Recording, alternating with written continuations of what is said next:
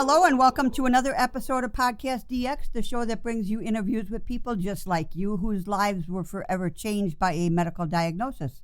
I'm Lita. Ron is not with us today. And I'm Jean Marie. Collectively, we're the hosts of PodcastDX. On today's show, we're speaking again with Myisha Malone-KING. You may recall Myisha from a previous episode about Crohn's disease.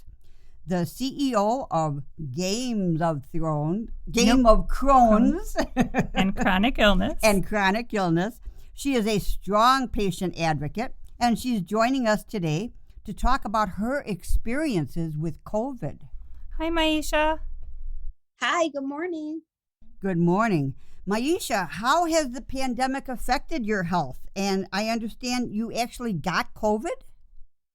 Yes, we took all precautions, did everything right, and still got it. My husband actually had it before me and the kids. They said that the contract tracers said that he caught it from our local grocery store, which is Giant's Food Market. So we got diagnosed on January the 25th of 2021.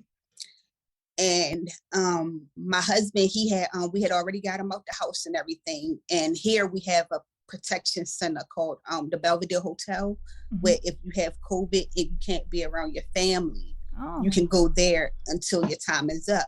Me and my kids got tested the following Monday, which was the 27th. And when we went, they had did tests. My heartbeat was really fast, and they said that they asked me did I have trachycardia, and I'm like, I don't even know what that is. I'm like, no. And so when me and the kids got tested, we were asymptomatic.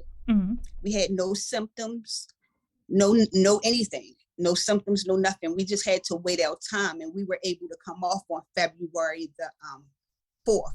Oh, okay. My husband, though, he had lost his sense of smell. His taste got more enhanced. He had the joint pains, the aches, and things like that. But since having COVID, I had me, my daughter, and my husband are dealing with long haulers. I've noticed since having COVID that my heart rate haven't went back to normal. It's I could be sitting still and it'll say my heart rate is over 100. I can get up and move, my heart rate over 110. So since having COVID, I've got diagnosed with trachycardia and high cholesterol, and I had no cholesterol problems prior to COVID. Oh my God! And my husband got diagnosed with something called what is it called that he got? Is it a condition with the heart? But myocarditis. No. Okay, because that's a typical one for younger people. It's an inflammation around the heart that they get. I can't even think of what it is, but it's a condition where his heart pump like it doesn't pump like it should. It's like I can't think of what it's called. Okay. And my daughter, my youngest daughter, my 16-year-old, her migraines are more constant. And she wasn't having a problem with her migraines before COVID. Oh, wow. Wow. Yeah, it hit you guys all really hard. So you all got hit hard. Yeah, I'm so sorry to hear that. And does COVID affect patients with Crohn's differently? Well, for me, I can't speak for nobody else. I know when I had it, I couldn't keep anything on my stomach. Like I couldn't keep anything on my stomach and I kept running back and forth to the bathroom. Right. So but I can't really say how it affected anybody else, but for me, it did affect you. Right, got it. And was it difficult since you were kind of like quarantined then, right? Was it difficult to stay? Yes. Was it difficult to stay in touch with your friends and family? No, because once we found out that we had COVID, we reached out to everybody that we may have came in contact with that was in our family, and anything that we needed, they left it on the front porch. They made sure we had care packages. I always kept sanitizing, microbiome, and disinfected and things like that. But when we got COVID, they made sure we had everything we needed, even down to the school. They made sure we had everything. They put boxes on the porch, made sure we have everything we need. They Instacarted groceries, so we didn't really have to go out for anything. Oh, that's so nice. That is fantastic. That's a great support network. Yes, that's wonderful. And even having contact tracing. We're in Illinois, and you couldn't sign up for it. It wasn't available. Like, I know a lot of people signed up for it on their phone. Right. But it wasn't available in our area. Well, amazingly how they tracked it though. We have an iPhone, and in the part where it says not with this update, but the update that came before, it had COVID notifications. Right. And when we went in, it had a certain ID number. Mm-hmm. And they were able to trace it off the ID number for my husband and where he encountered it at. Okay. That's amazing. Okay. Yeah, that is amazing. Yeah. And people are saying that, Big Brother and, they don't like us. But in cases like this, it's important. It's advantageous. Yeah, sure, right. Sure. And Myisha, how did the pandemic change the way that you received health care for yourself and your family? I don't really care for the telemed appointments, because Okay. I feel as though if anything's going on with me, Mm-hmm. you can't physically, even though you can see me virtually, you can't physically see what's going on with me or my family without examining us. Right. Sure. Because I felt as though the appointments became more lax, like because we were in a pandemic, the doctors was just like, no, you can't come into the office. And that's for me, because I have so many different health problems. Mm-hmm. I felt as though me being a one-on-one, actually seeing my doctors in person, made a big difference for me. Okay. Versus telemed, because basically on telemed, you just say, you ask me how I'm doing, and I can tell you how I'm doing, but you can't physically see what I'm telling you, Sure. what's going on. Right. I would have rather be in the doctor's office so you can actually see what I'm telling you and examine what I'm telling you, versus me having an appointment months and months away. Right. Absolutely. Right. Absolutely. Yeah, I know. Lita had I want to say an ear infection. And so during the television, she held her phone up to her ear and she's like, "Can you see?" It's like, no, they can't see in your ear. And which is weird. I had COVID like in the middle of my Crohn's being active, and like it was really an experience. And being though we had COVID, we noticed that my kids been losing weight, not rapidly, but they haven't been able. They went from their regular weight and they got a little smaller. Like my oldest daughter is 18, Mm-hmm. and before COVID she was 120 pounds. After COVID she's like 100 pounds. Oh, wow. gosh. Is that because her appetite, or because she couldn't hold anything down, or? She eats a lot, but the weight isn't sticking. Huh. They don't know what it is. We done got her checked by a gastroenterologist, because my oldest daughter, I'm not sure if I told you, but my oldest daughter is special needs. Okay. She has an intellectual disability and autism, and most of the time she never really know when she has to poop. Mm-hmm. So they gave her a daily laxative that she take to help her poop. Right. But we got her seen by a GI. They didn't see anything abnormal. Her blood work was good. But for some reason, she can't keep it on like she did before. Her appetite is healthy. Wow. Yeah. That's I guess, amazing. we probably really won't know all of the long-term effects Right. And the for symptoms. a right. long time to come. Have those symptoms gone away? Is she gaining weight now, or because that was back in January, No, right? it's just staying where it's at. It haven't went up. It haven't went down. It's just been where it's at. Huh. Wow. And we're trying to find the body of it, because they had their physicals. The doctor says she's not underweight because my oldest daughter is tall. She's like 5'9", and they was like, because of her height, her average weight is 100 to 110, but that's not satisfactory to No, me. that's thin as a rail. Yeah, has Because to be under 18. More, like she's small nature. Even if you look back at all her pictures, you could tell she's tiny. Like her Yeah. arms like this big. Right. Yeah. Right. She eats, and you could see her eat all day. They even put her on steroids. Y'all know prednisone is horrible. Yes. Oh, yeah. Yes. They don't put weight on, right? High doses of prednisone, and the weight's still not sticking. So we're trying to figure out what's actually going on. It even happened to my sons. It happened to my baby girl. It even happened to me and my husband. But they can't figure out what's causing us to lose weight. And we're eating. We have a healthy appetite, but they don't know what's causing it. Wow. Well, if we hear anything, we'll definitely drop you a line. Yeah. And most definitely. right, and we'll put links on our website if we hear anything about that. That's the first time I've ever heard of that. Yeah, and if anyone out there knows any, reach let out us to know. us. Yes, absolutely. Was it my turn? Yeah, it was your turn. Myisha, what have you found to be the most helpful when you have a Crohn's flare? I don't remember. What do you do? For me? Yeah, yeah. I believe in relaxation. When I'm having a Crohn's flare, I use a lot of heat and cold therapy or my TENS unit.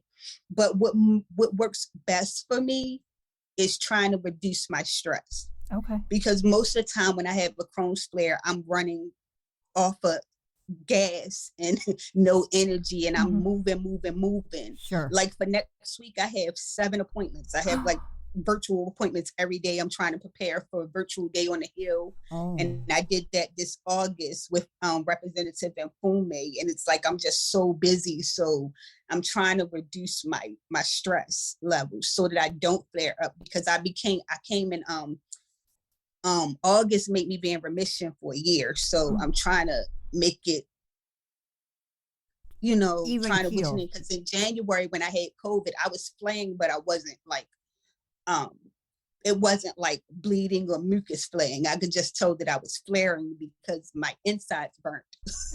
Okay. Okay. I'm sorry. Yeah.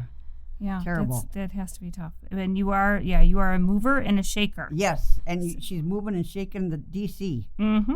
Myisha, over the past year or so, what role has self-care taken in your daily routine? Especially with homeschooling. More self-care, actually. I do a lot more. Like I have a gratitude journal where I write in every day, even if it's just for 5 minutes. I want to say what I'm thankful for and what I'm grateful for, because, when I leave home and come back home, I pray over my kids before we leave the house. But I feel as though people underrate the blessing that they have just leaving home and being able to come back home safely. That's an underrated blessing, because some people don't get that chance. And I feel as though, I'm a strong believer in praying over my kids before they leave out the house, because anything can happen, even though the school is only across the street. You're right. Yeah. In today's world, you never know, even in your own home. Yeah. So I'm more cautious when it comes to trying to reduce my stress. And if I feel as though it's going to stress me out, I have a motto now: if it ain't going to matter in 5 years, I'm not going to spend 5 minutes of energy on it. Okay. I like that. That's a good one. I like that. Yeah. And how were you able to, take time for yourself when, the kids were at home homeschooling and everything was going on? Ironically, I have really good kids. When I need to take time for myself, they be like, go ahead, mommy, we understand. And, they make sure I have everything I need. Like yesterday, my 9-year-old son, he's my baby, his name Caden, he asked me on a date in the house to watch Disney movies. Oh, I love that. And he was like, I have 2 boys. My boys are 9 and 12, and my girls are 16 and 18. Okay.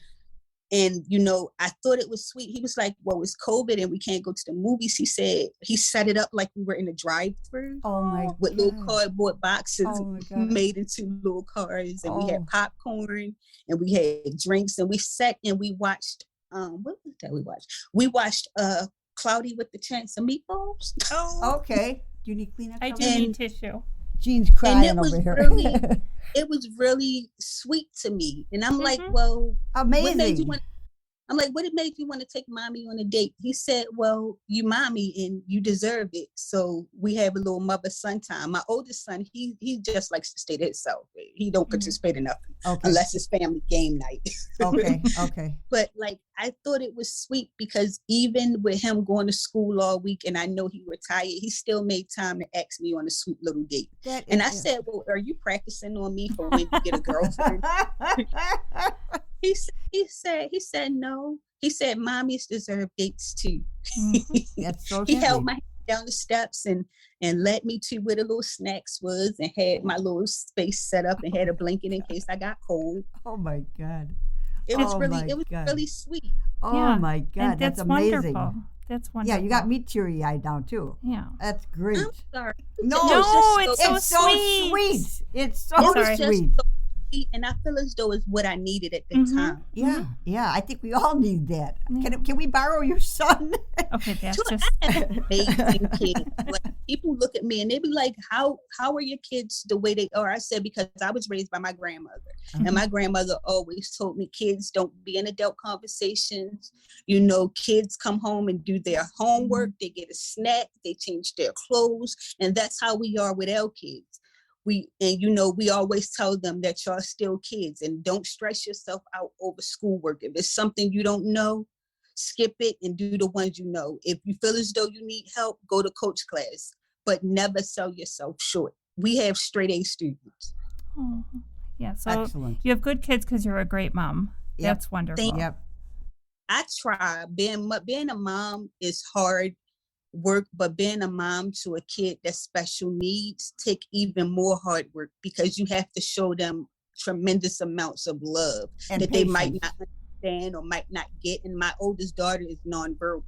Okay. So just getting her to communicate, we have a lot of sensory things and a lot of boards around the house that, have pictures in it where she could point and say what she wants. Okay. Or we use a lot of sign language. Okay.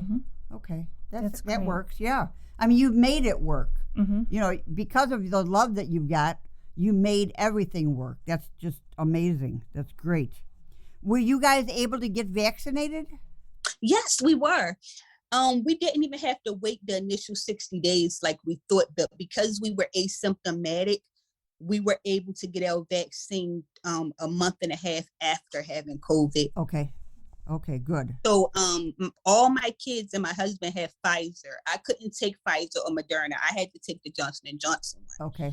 Because what was in those would have set off my allergy, my allergies. So I got the Johnson & Johnson one before they said anything was like, what's your name? But ironically, I did okay on the Johnson & Johnson one, but after having it, I want to say when I reached the 2-week mark, I had this really, really excruciating pain in my legs that I never felt before. I thought I had a blood clot and went to the emergency room, but the pain was unbearable. Socks hurted it. Anything that I put on it hurted. Compression socks hurted it. It felt like my leg was like, I can't explain it. It was like the worst pain I ever felt in my legs before. And it only lasted that day. When I woke up the next morning, it was like I never even had it. And I don't know what brought it on. I don't know if it was the shot. I really can't even say. I just know I never experienced it before having the COVID shot. Like I never experienced it before getting vaccinated. Right. Yeah, it's hard to really tell. Yeah, another thing where we won't really know. Yeah, or if it's long COVID, because of you had the COVID before, right? Yeah, we won't know for some time. Okay. All right. Well, in order to raise our spirits, we're going to do a lightning round segment and play a game. Are you ready? Like a game show. Yeah. I love games. Okay. All right. Myisha, why is a positive attitude important to you? A positive attitude is important to me because when you have positivity, it changes your whole outlook on anything. You could be having a bad day, but as soon as you think that one positive thought, it could turn your whole day around, your whole attitude, and you never know what you're projecting off to somebody else. You having a positive attitude might project off to the lady that just had a hard morning. She might have fell or something might have happened before she left home, but your positivity braided off on her and made her day better. That's an amazing answer. Thank you. And you know what? Your positive attitude has helped us. Yes. 10 points. All right. And how do you keep that positive attitude during COVID? It's not easy trying to keep a positive attitude, but I learned writing down my goals weekly and just doing the 5 minutes of gratitude. It really helps me stay focused and maintain what I'm trying to maintain, whether it's positivity, whether it's been an encouragement for a friend or just being there for my kids. I realized that positivity, it changes and it makes a lot of things better by change. If you change your attitude, you change your outlook. That's an amazing answer too. Thank you. 10 points. All right. There's something flying in here. Okay, I'm going to try not to panic. Okay. We got a bug in here somewhere. Okay. What is your go-to meditation guide? Do you have one? Do you meditate? I like anime. Okay. Yeah. Okay. No, I watch anime. It relaxes me. All right. 10 points. Good, Yeah. good answer. Fantastic. Do you have any tricks for dealing with stress? Yes, I have tips for dealing with stress. I can't say this enough. Journaling plays a major part in managing my stress because once I put it down in words into my journal, I don't focus on it anymore because I feel as though I let that weight go right there. Fantastic. 10 points.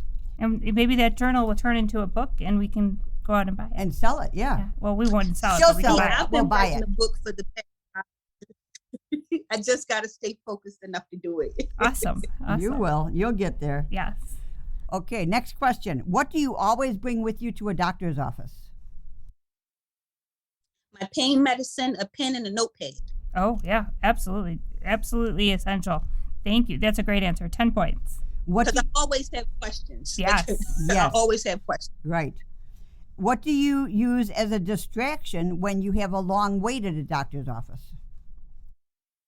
My AirPods and my music. Okay. Yeah. Yeah. That's a nice go-to. Yes, 10 points. How do you work through a pain flare? Well, see, I have a high pain tolerance. So pain medicine normally just makes me sleepy. It doesn't really help with my pain. But my tolerance is so high. So even if I have a high pain day, you would never know it. Okay. Okay, all right. All right. I'm trying not to go running we'll, from through. We'll still give you 10 points. Well, yeah, I'm sorry. I'm trying not to run from the room because there's this bug you're flying okay. around. Yeah, I know how you would. I don't like bugs either. Yeah, yeah. We see it every so often buzzing around us. Yes. Ah, well. Okay. At least it's not a bird. You know, we okay. we had birds in here. Okay, we're gonna get off subject. Really? Oh, Honest to God, yes. honest to God, they were buzzing around in Several the chandelier. times. But what's hilarious is the first time I said, "Mom, there's a bird in here," and she said, "There is not a bird in here." And I said, "I swear to God, there's a bird." And then a couple of minutes later, she goes, "Jean, there's a bird in here." And I said, "Yeah." So at least it's not a bird. Yes. Okay. Yeah, we leave our back door open for the dogs to go in and out, and sometimes nature other joins things us. come in. Okay, I'm so sorry. All right, we got off topic. I got easily distracted. All right, give us 3 of your favorite recreational pursuits. I love reading. I'm an avid reader, whether it's a blog, a book, newspaper. I love reading. I love writing poetry, and I love to sing. Oh, excellent. Great answers. 10 points. What animal best reflects your personality? A dolphin. A dolphin. Oh, that's right. I think I remember that. And what do you do to treat yourself? See, I have to learn that because I'm a mom, so I put my kids and husband before myself. I'm just learning to treat myself to stuff because to me, long as my kids and husband is happy, I'm happy. Like that brings me joy. But I did buy me a coat that I needed for the winter, and I bought me some bags. So a coat and what? Bags. A coat and some purse bags. Oh, okay. Yeah. Excellent answer. All right. Yeah. And I'm putting tennis too. Great job. Yeah, I bet that is hard. When you're a parent, it's hard to take the time and get because I something very for yourself. seldom think about myself because I always think of what the kids could use or what I can get them. And I shop early before everybody else. Like when most people shopping for summer stuff, I'm shopping for winter stuff. Okay. Right. Well, I guess that you are such a mover and shaker that it makes a lot of sense. But I'm glad because that I'm never not doing anything. Right, so right. I'm always on go. Yes. Well, I'm glad you took time for yourself. Yes, that's very exciting. 100 points. Yes, absolutely. Myisha, what additional tips, hints, and advice do you have for someone recently diagnosed with a rare disease? My advice would be to educate yourself because doctors only tell you a percentage of what you have. It's always important to educate yourself so when the time comes, you can understand your condition. You can understand the pros and the cons of your condition. And also just trying to interact with others that have your condition. Just because you have the same condition as someone else don't mean you're going to experience the same symptoms. So it's always good to educate yourself, and it's always good to find support. Whether it's family, online, a friend, that plays a major part, but don't sell yourself short because you were down, because you got diagnosed with a chronic illness. Mm-hmm. Just because you have diagnosed with a chronic illness doesn't make it might be a bad day today, but it's not a bad life. Right. That's, perfect advice. Perfect advice. Absolutely. Myisha, thank you so much for taking the time. We really, really, really appreciate it. Oh, you guys are very welcome. I'm always here for you guys. Y'all know y'all my favorite podcast. Thank you. And you're one of our favorite guests, but don't tell anybody else. Yes. How can our listeners learn more about you? And what you're doing on the Hill? Yes. You can follow me on Instagram at Games of Crohn's and Chronic Illness. I also have a personal Facebook page, Myisha King. And I also have a group on Facebook, Game of Crohn's and Chronic Illness. So come find me. I'm always there to offer a hand or support. That's all right, wonderful. Great. Thank Excellent. you. Well, thank you very much. And if our listeners have any questions or comments related to today's show, they can contact us at podcastdx@yahoo.com.